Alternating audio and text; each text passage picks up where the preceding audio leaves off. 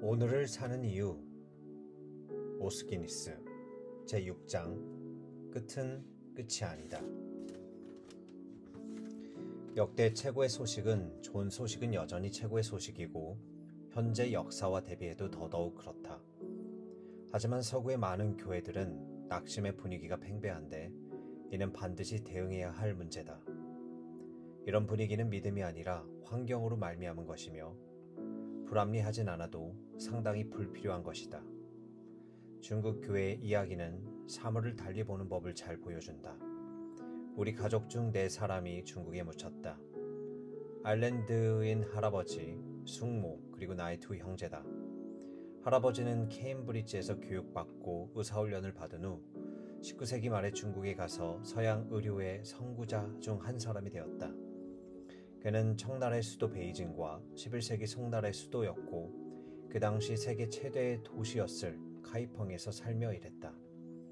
그러던 중 병이 위중해서 많은 이들이 가까이 가기도 두려워했던 한 황실 군인을 집중 치료하다 발진 티푸스에 걸려 54세 나이로 돌아가셨다.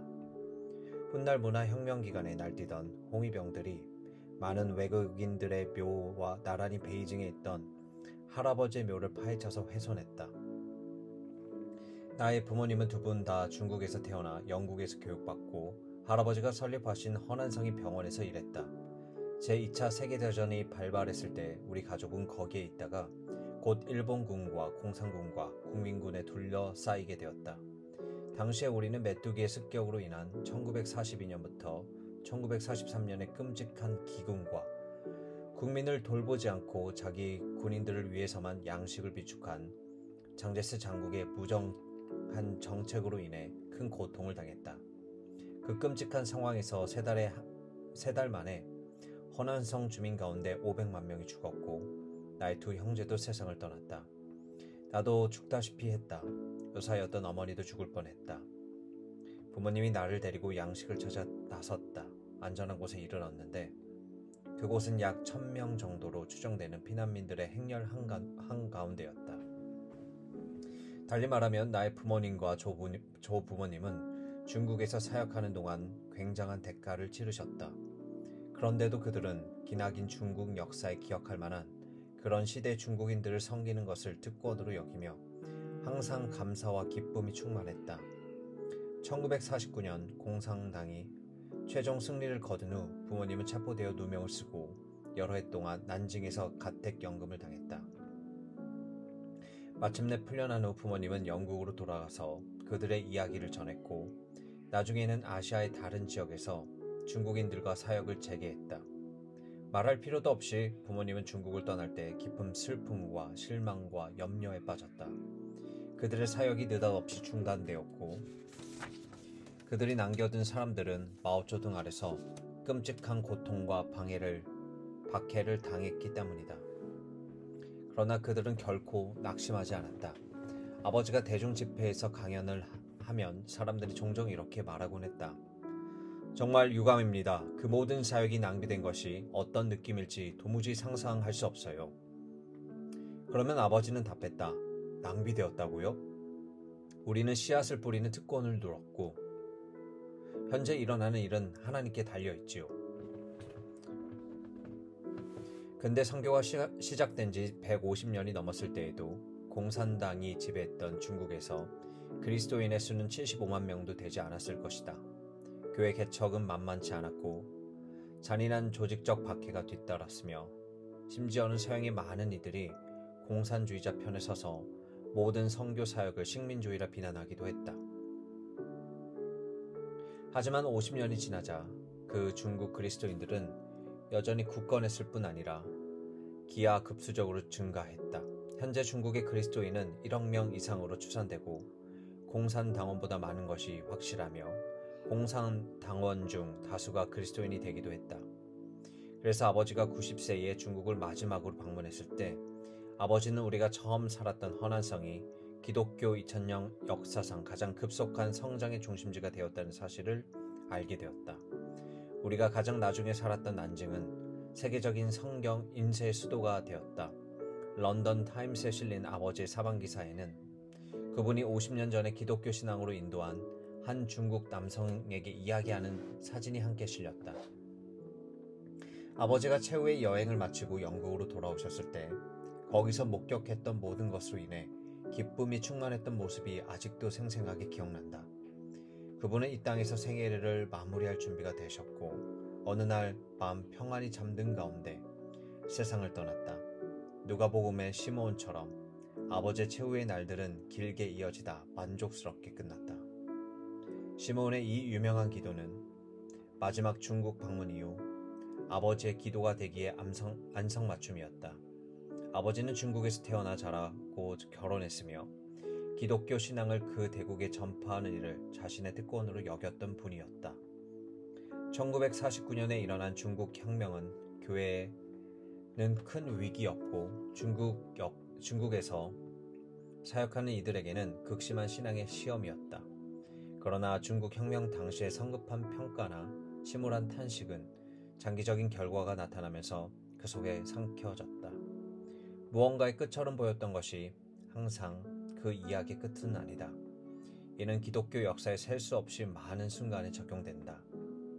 성금요일 저녁에 낙심하고 슬퍼하던 제자들이 부활절 일요일에 기적을 내다볼 수 있었을까? 연달아 추방당했던 아타나시우스가 전통이 결국 승리할 것임을 확신할 수 있었을까? 성 아우구스티누스는 로마의 멸망과 교회 몰락이란 충격 속에서 하나님의 도성에 대한 그의 비전이 인간 도성의 멸망에도 살아남아 수세기 후 기독교 세계에 바르게 기여할 것을 예견할 수 있었을까? 다시 거듭해서 끝은 끝이 아니었고 G.K. 체스터턴은 다음과 같은 유명한 말로 그 결과를 잘 요약했다. 적어도 5차례에 걸쳐 기독교 신앙은 결단난 것처럼 보였다. 이 5사례에서 매번 죽은 것은 개였다. 이 원리는 오늘날 중요하다. 이 세계화 시대의 세계 전역을 지배하던 정서는 두려움이었다. 모든 것이 서로 연결되어 있고 주관하는 사람은 없어 보이고 사건들은 통제되지 않는 듯 하고 개인들은 연이어 터지는 엄청난 문제들에 압도된 상황을 감안하면 두려움은 전혀 불합리한 정서가 아니다. 하지만 하나님을 신뢰하며 언약적 시간 안에 사는 이들에게는 분명하고 강하며 기운을 복돋우는 해독제가 있다. 히브리 성경과 기독교 성경 안에는 처음부터 끝까지 하나님의 주권과 섭리를 말하는 영구적 진리가 있다. 악이 만연하고 사고들이 일어나고 실망스러운 일과 차질이 우리의 최선을 당혹스럽게 하고 때로는 그 모든 것이 무의미하게 보일 수도 있다. 그러나 하나님은 이라는 말씀이 계속 울려 퍼져 우리를 안심시키고 수많은 이유들이 뒷받침하는 두려워하지 말라는 말씀이 지칠 줄 모르고 반복되며 확신을 준다. 오랫동안 우리는 기니스 가문의 모토는 내 소망은 하나님께 있다 였다. 그러나 하나님을 신뢰하는 모든 사람은 다음과 같은 장엄한 진리에 의지할 수 있다. 하나님은 모든 것보다 더 크시니 모든 상황에서 그분을 신뢰할 수 있다. 하나님을 믿으라. 두려워하지 말라. 그런데 서구에 널리 퍼진 낙심에 대한 해결책은 무엇인가? 그 낙심이 서구 문명 자체 유감스러운 상태에 대한 반응이든 다른 무엇보다 서구 세계를 형성한 기독교 신앙의 우울한 상태에 대한 반응이든 상관없이 말이다. 낙심에 대한 근거는 두려워할 만큼 근거만큼 확실해 보이고 현실을 보면 비관주의자들의 편에 서야 할 것 같다. 서구 및 서구 교회의 적들과 비판가들은 기뻐하며 그 둘의 사망 기사를 게시하는 중이고 한때 신자였던 이들은 가라앉은 배처럼 보이는 것으로부터 멀리 헤엄치는 중이라고 한다. 오늘날의 현대 세계는 지난 2000년 동안 그 어떤 박해자도 할 수 없었던 일을 칼이나 감방 또는 총살령 집행에도 없이 해냈다. 교회는 이런 현대 세계의 발응을 도와주었는데도 그 세계에 굴복하는 듯 보인다. 교회는 스스로 무덤을 파는 자가 되었다. 현대성이 이긴 것처럼 보인다. 교회가 그 적수를 만난 것 같다. 기독교의 시대는 죽어 없어졌다고들 말하고 기독교 신앙은 어제의 신앙이라고 조롱받는다. 물론 두려워하지 말라고 안심시키는 성경의 목소리는 여전히 울려 퍼지고 있다. 그런데 어쩐 일인지 낙심한 자들은 격려를 받지 못한다. 그 후렴은 남은 자들의 종말의 환란을 안전하게 통과하도록 보장하는 보험 약관에 불과한가? 아니면 믿음에는 그 이상의 무엇이 있는가? 그리스도인들에게 오늘의 도전들이 똑바로 보고 담대하게 맞설 수 있는 탄탄한 근거가 있는가? 실제로 믿음의 확신을 지지하는 진리들은 많고 잠재적 낙심을 상쇄할 수 있는 주장도 많다. 로마 제국의 몰락과 같은 역사적 재난의 시대는 장기적으로는 항상 교회에 유익하다. 우선 그런 시대는 그 시대를 지배하는 하나님과 정부의 형태, 종교와 문명의 형태 등 오랫동안 의심 없이 받아들여졌던 우상의 모습을 깨뜨려 버린다. 또한 우리의 정치 제도가 역사의 절정이자 최종 운명이라는 어리석은 주장도 무너뜨린다. 둘째로 그런 시대는 권력과 번영의 시대가 부지 중에 질식했을 수 있다는 생각을 갖게 한다. 하나님의 진리는 항상 그 진리에 대한 어느 세대의 이해보다 더 풍부하고 심오하다.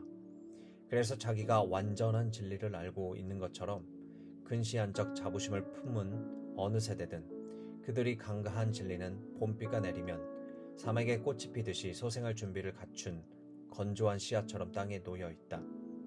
실제로 그런 시대는 종종 새롭고 심오한 통찰력을 주는 영감의 계기가 된다. 아우구스티누스가 하나님의 도성과 인간의 도성을 묘사한 것이 좋은 예다. 라인홀드 리버가 비꼬듯이 말한 것처럼 아우구스티누스의 비전은 로마의 안정을 기독교 신앙의 진리임을 보여주는 증거로 여겼던 콘스탄티누스의 아청꾼 성직자들의 견해보다 훨씬 더 심오했다. 물론 역사에 불가피한 것이란 없고 자유는 활짝 열려있기 때문에 신앙이 지구의 한편에서는 완전히 짓밟힐 수도 있다. 예수님이 이를 인자가 올 때에 세상에서 믿음을 보겠느냐는 말이 경고하셨다. 그러나 흔히들 잊어버리는 하나의 진리가 있는데 이는 특히 우리 시대의 위기는 적합한 해독제이자 언약적 시간간의 일부다. 곧 끝은 끝이 아니다. 더 자세히 언급하자면 성경과 유대교, 기독교적 역사관에 따르는 끝의 개념은 두 가지 방식으로 이해할 수 있다. 두 의미는 전혀 다르지만 결코 분리시키면 안 되고 양자의 관계는 어두운 시대 속에서 신앙을 위해 매우 중요하다. 성경에서는 끝을 때때로 결말, 마침표, 종결, 최후라는 의미의 라틴어로 보지만 또한 목표, 목적, 최고점, 절정이라는 의미의 헬라어로 보기도 한다. 결말로서의 끝은 절정으로서의 끝 둘 다 역사상 언제나 작동하고 있고 여느 때와 마찬가지로 오늘날에도 그렇다. 우리는 둘 다를 기억하고 양자가 어떻게 연결되는지 이해하고 두 진리 모두를 잘 파악하면서 인생을 살아가야 한다. 첫 번째 의미에 따르면 끝은 자연스러운 경로에 따르는 일이고 따라서 유대인과 그리스도인에게 있는 그대로의 현실이다. 우리의 결말에는 끝이 없고 타락한 세계에는 시간이 지속되는 한 여전히 그러할 것이다. 우선 타락한 세계에서는 항상 자연스러운 결말이 있다. 매일 하루가 지나고 밤이 오며 여름이 지나고 잎이 떨어진다. 마찬가지로 모든 새로운 것은 낡고 모든 성공도 사라지며 모든 젊은이가 늙고 과거의 무드셀라들이 그러했고 장래 실리콘밸리의 무드셀라들이 그러하듯 모든 사람은 최후의 숨을 쉴 것이다. 이와 똑같이 모든 이야기가 끝나고 모든 비즈니스도 끝나며 모든 시대가 끝나고 모든 문명도 끝난다. 세월은 유수와 같다. 죽음을 기억하라. 이 또한 지나가리라. 당신은 같은 강물에 두 번 발을 담글 수 없다. 시간은 늘 흐르는 시냇물처럼 그 모든 자식을 운반해가네. 이를 자연의 순환과 계절이라 부르든 엔트로피와 열역학 제2법칙이라 부르든 낯설든 시간 할아버지라 부르든 흐르는 시간의 열매와 타락한 세상에서의 죄의 현존이라 부르든 마음대로 하라. 결국에는 모든 것이 끝난다. 첫 번째 의미의 결말은 자연스러운 현실주의 사안일 뿐 아니라 도덕적 현실주의의 사안이기도 하다. 순환하는 자연에 따르는 자연스럽고 불가피한 결말이 있을 뿐 아니라 불필요한 시기상조의 결말도 있다. 사람들이 불필요하게 잘못된 행동을 해서 자초하는 도덕적 당의 결말이다. 예컨대 히브리 선지자 아모스는 주전 8세기의 동시대인들에게 하나님의 충격적인 판결을 전달했다. 내 백성 이스라엘의 끝은 이르렀은즉 내가 다시는 그를 용서하지 아니하리니. 결정적으로 당시 이스라엘은 내리막길을 걸을 만한 자연스러운 이유가 없었다. 순전히 역사적 차원에서 보면 북이스라엘 왕국은 그 권력과 번영이 최고조에 달했다. 아시리아의 재기는 몇 년 후에나 있을 것이고, 신학적 관점에서 보면 그 백성은 하나님께 아브라함에게 약속하시고 그 조상들에게 주셨던 땅을 향유하고 있었을 뿐이다. 달리 말해 순전히 세속적 관점에서 보면 이스라엘은 끝장날 필요가 없었다. 하지만 과거에 주신 하나님의 약속이나 현재의 자연스럽고 세속적인 요인들이 이야기의 전부가 아니었다. 이스라엘의 운명을 결정짓고 그 결말을 재촉한 것은 약자와 가난한 자를 잔인하게 취급하는 등 뻔뻔스러운 불의의 형태로 하나님을 경시한 이스라엘의 태도였다. 이 문제에 대해서는 형 집행이 유예될 길이 없었다. 윤리적으로 말하면 모든 악에는 정해진 결말이 있고 하나님의 백성 안에는 저질러진 악행은 무엇보다 더욱 그러하다. 이스라엘이 받은 심판은 포로로 잡혀가는 것이었고 이스라엘의 결말은 10지파가 실종되어 역사에서 사라지는 것이었다. 당시의 이스라엘이 곧 경험하게 될 역사의 끝은 명백히 자초한 것이었다. 슬프게도 이는 현재 미국에 대해서도 동일한 진실이다. 만일 회개와 방향 전환이 없다면 미국인들은 고의적 행위를 통해 하나님의 심판과 세계 비난을 자초하게 될 것이다. 우리가 아는 세상에는 이 두 형태의 끝 중에 어느 하나도 피할 길이 없다. 만일 이것이 이야기의 전부라면 결국 피로감이나 냉소주의나 절망으로 이끌게 될 것이다. 그러나 성경에서는 이것의 이야기가 전부가 아니다. 라인홀드 니버가 선언하듯이 그런 절망에 반해 기독교 신앙은 종말로서의 끝은 목적으로서의 끝과 동일하지 않다고 주장한다. 종말로서의 끝에 도달할 때마다 그 끝 안에서 그리고 그 끝을 통해 더 높은 목적이 이루어지고 있다.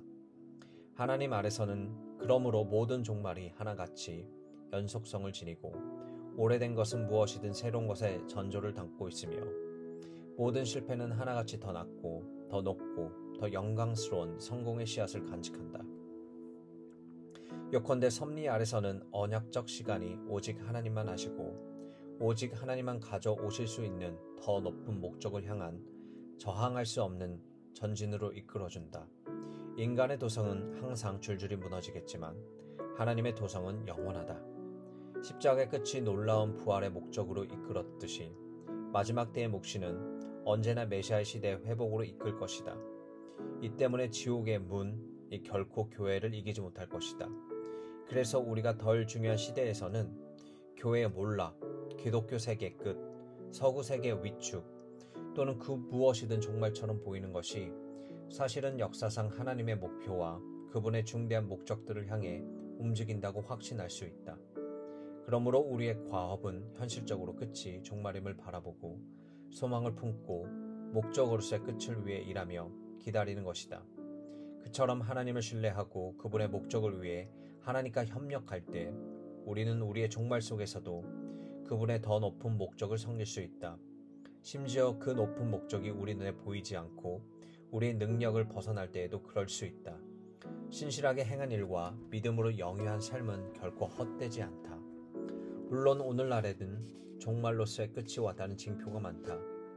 오늘날 세계를 주도하는 미국은 남북전쟁 이후 가장 중대한 위기를 겪고 있고 서구 세계는 위축되고 새로운 세계 질서의 추구는 지지부진하고 서구 교회는 외부로부터의 공격과 내부로부터의 위기, 배신으로 비틀거리고 전 세계 교회가 유례없는 박해로 고통당하고 세계화 시대의 인류를 위한 의제는 오늘의 전례 없는 위기들과 내일 닥칠 더욱 전례 없는 위기들로 과부하가 걸려있다. 우리 또한 개인적 위기와 가족의 위기를 안고 있다. 그런데 이 모든 추세는 절정으로서의 끝이 아니라 종결로서의 끝을 보여줄 뿐이다. 절반의 진실에는 초점만 맞추면 낙심하고 포기하기가 너무 쉽다. 그러나 다른 절반을 기억하면 현재는 믿음의 사람들에게 믿음이 만드는 차이를 보여주는 순간이 된다. 예수님을 따르는 이들에게 끝은 끝이 아니다. 믿음은 낙심하는 방향으로 자라면 안 된다.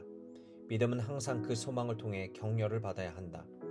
그래서 어둠과 낙담과 낙심의 시기에, 심지어는 폭력과 전쟁, 죽음과 혼란의 시기에도 선지자의 메시지가 새롭게 울려 퍼지는 것이다. 의인은 그의 믿음으로 말미암아 살리라. 히브리서 2장 4절. 유대교와 기독교 신앙보다 더 현실적인 종교는 없지만 유대인과 그리스도인은 가장 어두운 시기에도 어둡지 않은 소망을 품고 살아간다. 언약적 시간 안에 살며 행동하는 이들에게는 이 원리로부터 두 가지 실제적 함의가 흘러나온다.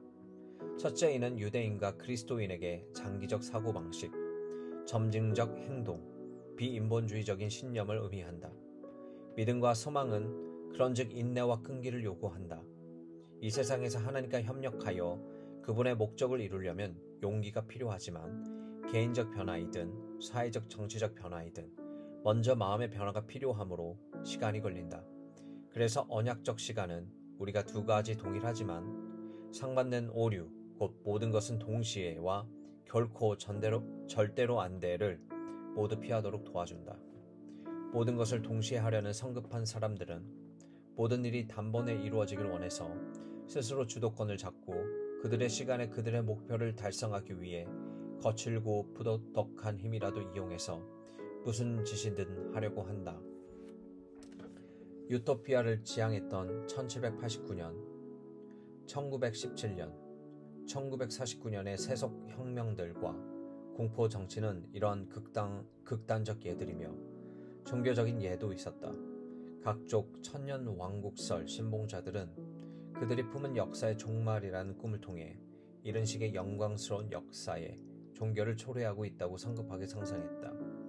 결코 절대로 안 돼 라고 말하는 사람들은 한때 전자에 못지않은 열정과 성급함을 품었다가 결국 소망을 포기한 사람들이었다. 그들은 지금 여기서 가시적 정의를 성취할 수 있다 주장했으나 바라던 일이 불가능함을 깨닫고 절망에 빠지고 말았다. 역사는 출애굽 이야기에서 시작하여 점진적 변화를 위해 인내심을 품는 것이 중요함을 보여주는 예시와 경고로 가득 차 있다. 해방과 자유는 별개였다. 하나님이 이스라엘을 이집트에서 나오게 하시는 데는 하루밖에 걸리지 않았으나 이집트를 이스라엘에서 빼내시는 데는 40년이 넘게 걸렸다. 자유가 자유의 최대의 적이 될 수 있는 것은 자유 속에서 압제가 있고 압제 속에서도 어떤 자유가 있기 때문이다. 우리는 자유에 수반되는 고된 노력과 책임과 훈계를 수용하는 대신 자유를 노예 상태를 자유로 왜곡시키는 향수에 젖은 환상 속으로 도피할 수 있다. 그렇지 않다면 어떻게 출애굽 이후에 황당하게도 모세에게 반역했던 지도자들이 속박의 땅이었던 이집트를 예전의 약속의 땅에 대한 표현이었던 젖과 꿀이 흐르는 땅으로 묘사하는 그 같은 일이 일어날 수 있었겠는가? 변화는 시간이 걸린다. 성장도 시간이 걸린다. 자유도 시간이 걸린다. 성품을 형성하는 마음의 습관도 시간이 걸린다. 개혁도 시간이 걸린다. 정의를 세우는 일도 시간이 걸린다. 한 세대에서 다음 세대로의 이양도 시간이 걸린다.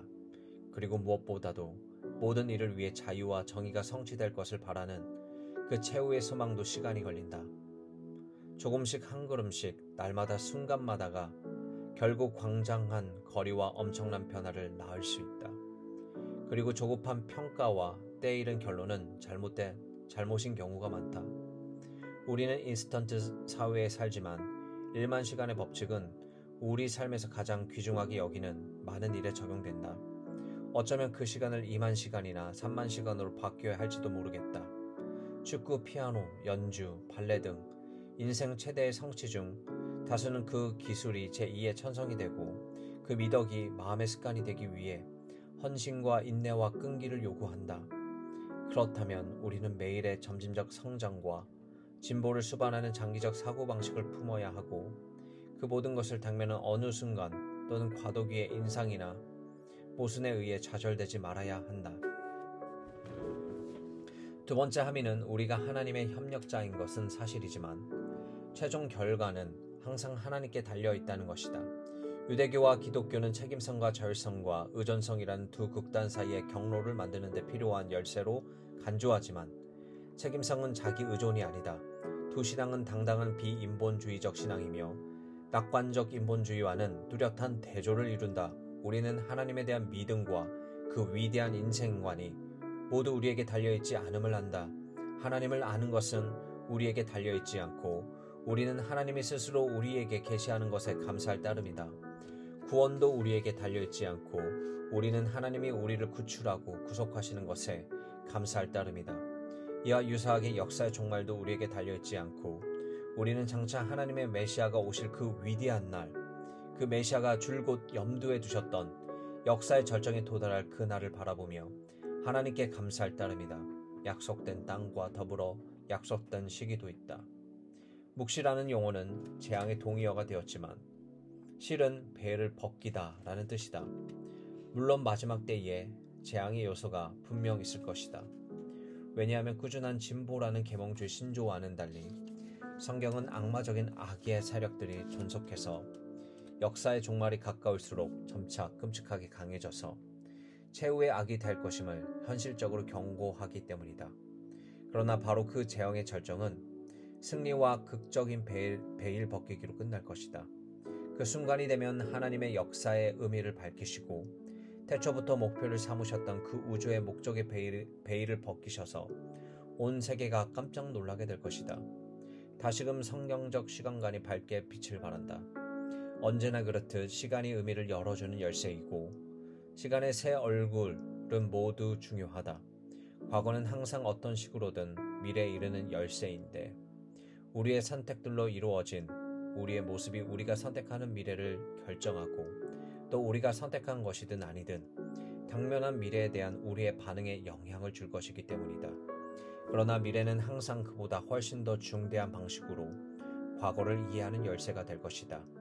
과거는 우리가 내린 선택과 그로 인한 결과들 때문에 중요하지만 역사의 종말이 되면 메시아가 오셔서 역사의 의미를 밝히 드러내실 것이므로 미래는 그보다 더 중요할 것이다.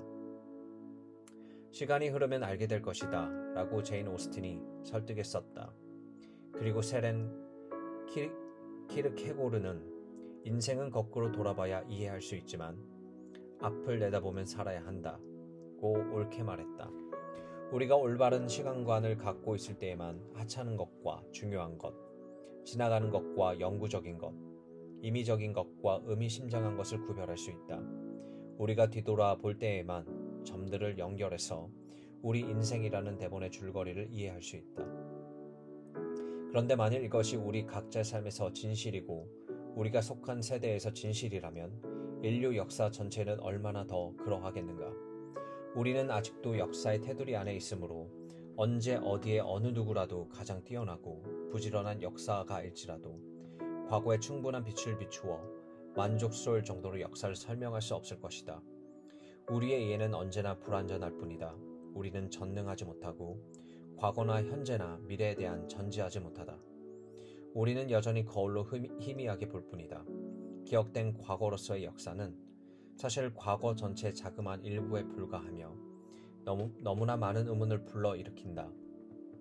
역사는 온통 수수께끼, 모순, 그릇된 결론, 딜레마, 느슨한 끝, 격심한 악행들로 가득하다. 가장 위대한 역사가나 철학자라도 도무지 해결할 수 없다. 그러나 메시아가 비인본주의적 미래의 베일을 벗기실 위대한 장면에 비춰보면 마치 모든 장부가 결산되고 모든 눈물이 닦았듯이 모든 의문이 풀리고 모든 난제가 설명될 것이다. 슬프고 부끄럽고 고통스럽고 헷갈리는 과거의 모든 부분, 온갖 악과 수수께끼로 채색된 과거는 메시아의 재림 때에 밝히 드러날 미래의 빛에 조명되어 말끔히 풀릴 것이다. 시간이 흐르면 알게 될 것이고 시간 역시 최후의 묵시, 곧 베일이 벗겨지는 날 온전히 설명될 것이다. 1745년 스콜랜드 앤드 보니 프린스 찰리가 일으킨 반역이 실패한 후 그의 지지자들은 충성심에도 불구하고 공공연하게 그를 위해 건배할 수 없었다. 그 대신 그들은 마치 잉글랜드의 왕 조지 2세를 위하는 것처럼 왕을 위하여 라고 잔을 들며 나서 그 잔을 물이 잠긴 잔 위로 넘겼다. 그들은 말없이 물 건너 프랑스에 있는 그들의 왕을 위해 건배하고 있었던 것이다. 하지만 더 깊은 충성심과 더 큰 확신을 품은 그리스도인들은 성찬식이라는 그 위대한 감사절을 기념하며 우리의 왕이신 예수께서 십자가에서 이룬 승리를 감사하는 마음으로 뒤돌아보고 소망을 품고 앞날을 내다본다. 그분이 오실 때까지. 내년은 예루살렘에서라고 유대인이 말한다. 그분이 오실 때까지라고 그리스도인들은 선포한다. 그 위대한 날이 도래할 때까지 우리는 믿음으로 소망을 품은 채 살아간다. 신뢰하고 순종하고 일하고 감사하는 마음으로 뒤돌아보며 소망을 품고 앞을 내다보며 살아간다. 우리가 하나님의 협력자이자 공저가로서 크고 작은 방식으로 하루하루를 붙잡고 시간을 구속하는 일은 우리 자신에게 달려있다. 반면에 장대하고 최종적이고 궁극적인 카르페디엠은 우리가 아닌 하나님의 손에 달려있다. 언젠가 모든 날들의 끝을 고할 그날, 하나님은 그분만이 하실 수 있는 방식으로 그날을 붙잡아 주실 것이다. 그분은 궁극적인 방식으로 시간과 역사를 붙잡으시고 인류와 지구와 우주를 위한 자신의 뜻을 밝히실 것이다. 모든 종말과 우리 인생의 마지막 종말과 죽음이 시간과 역사의 결정인 하나님의 위대한 종말에 의해 삼켜지리라는 사실은 별로 놀랄 일이 아니다. 유대인이 들려주길 좋아하는 이야기가 있다. 나폴레옹이 어느 금식일에 유대교 회당을 지나가다가 크게 애통하는 소리를 듣고 한 장교에게 물었다. 유대인은 무엇을 위해 울부짖는가? 예루살렘을 위해서입니다. 하고 그 군인은 대답했다. 그들은 그 도시를 잃은 지 얼마나 되었는가? 1700년도 넘었습니다. 예루살렘을 위해 그토록 오랫동안 슬퍼할 수 있는 백성은 언젠가 그 도시를 되찾게 될 것이다. 라고 그 프랑스 황제가 말했다. 유대 민족은 끔찍한 박해를 당하고 전 세계에 흩어져 2000년 동안 망명생활을 했음에도 불구하고 결코 소망을 잃지 않았고 예수님을 따르는 이들도 그럴 것이다. 기억하는 것은 향수에 젖은 것과는 완전히 다르고 소망은 바랄 수 없는 중에 바라는 것과 같지 않다. 하나님의 도성을 갈망하고 바라보는 믿음의 소망의 최후의 승리를 확신하게 된다. 모순과 미해결된 문제에 고통을 느낄 때 믿음은 종종 격렬하게 질문을 던진다. 아, 주님, 언제까지입니까? 그러나 늘 긴급하게 드릴 기도는 이것이다. 주 예수여, 어서 오시옵소서. 역사의 종말에 이르면 과거를 구출하고 구속하는 끝. 이전의 모든 종말을 역전시키는 끝. 현재는 아직 상상할 수 없는 미래를 선도하는 끝이 있을 것이다. 물론 그때까지 드리는 우리의 기도는 때에 따라 더 긴급하고 절실해지겠지만 과거와 현재에 대한 우리의 시간관념은 항상 미래에 대한 고대에서 절정에 도달할 것이다. 과거에 대한 끝없는 변명이나 미래의 우리 삶의 유산에 대한 한간 억측 따위에 낭비할 시간이 없다. 우리는 오늘을 붙잡으면서 주님의 초림을 뒤돌아보고 이어서 그분의 재림, 곧 시간의 물을 건너 오시는 우리 왕의 귀환을 바라보며 잔을 높이 든다. 주 예수여 오십시오. 오십시오.